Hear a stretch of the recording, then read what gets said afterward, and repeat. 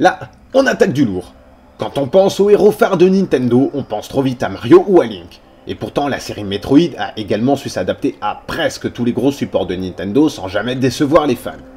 Sur Wii, l'expérience s'annonçait grandiose puisque la manette avec viseur intégré promettait une immersion totale dans la peau de la célèbre chasseuse de primes. C'est avec la GameCube que le jeu est devenu un FPS. Avant, il s'agissait d'un jeu d'action vu de côté, mais les technologies des grosses consoles ont parfaitement servi la cause de Metroid, puisque l'univers a gagné en grandeur et en ambiance grâce à des planètes superbement modélisées, offrant des tas d'énigmes et de pièges.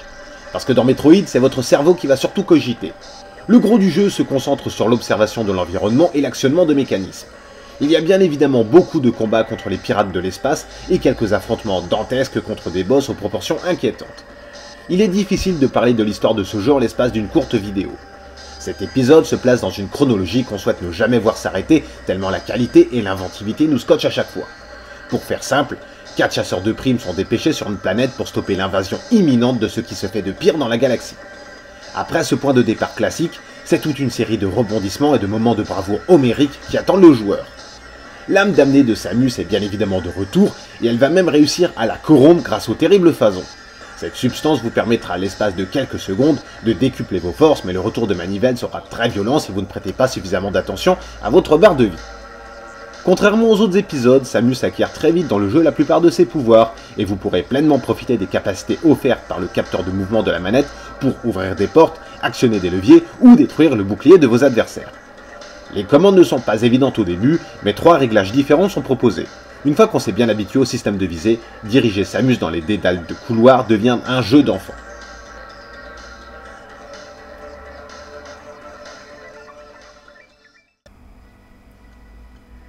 Dès la page de présentation, le ton est donné. Ça va être la grosse claque dans les gencives. L'impression d'immensité est saisissante. Tout est modélisé avec soin, il y a des tas de lieux à visiter, et l'environnement graphique est tout simplement magnifique. Les musiques ne sont pas en reste non plus, avec des thèmes connus et des airs qui annoncent toujours la couleur de ce qui vous attend. Dans l'ensemble, la réalisation frise la perfection. Metroid Prime 3 est le genre de jeu qui vous prend aux tripes de façon spectaculaire. Si vous pensiez que Resident Evil 4 était ce qui se faisait de mieux en matière de surprise de fond de couloir, vous risquez d'être fortement surpris. Les ennemis ne foisonnent pas dans le jeu, mais dès qu'on en trouve, ça barbe.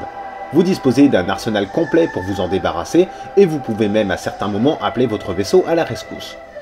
La phase d'exploration et de recherche occupe une part énorme du jeu. Il vous faudra analyser pratiquement tout ce qu'il y a dans votre champ de vision afin de débloquer des mécanismes, ou plus simplement pour avoir le mérite de finir le jeu à 100%. Un peu comme pour Twilight Princess, on sent que Nintendo a voulu exploiter à fond les possibilités offertes par la combinaison manette plus nunchuk.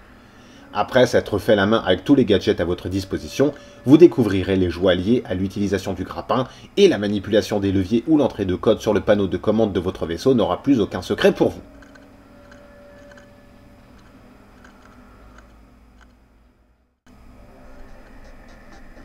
Il va falloir ajuster le contraste et la luminosité de l'écran en fonction des lieux, puisque le jeu est par moments volontairement très sombre et on capte que dalle à ce qu'il se passe. On peut ainsi, par exemple, passer plusieurs fois devant une porte ou un machin à détruire sans s'en rendre compte. C'est voulu mais c'est un peu chiant. Les amateurs de sensations fortes seront comblés. Il faut jouer au jeu en connaissance de cause. Si vous vous y mettez seul dans une pièce non éclairée, vous risquez fortement de vous faire dessus. L'aspect positif, c'est qu'il n'y aura personne autour de vous pour se foutre de votre gueule. Il faut aussi savoir que suivant la configuration choisie, Samus bougera la tête en fonction des mouvements de la manette. Si votre bras a trop la bougeotte, le jeu vous flanquera un mal de crâne en moins d'un quart d'heure. Les joueurs atteints de la maladie de Parkinson peuvent passer leur chemin.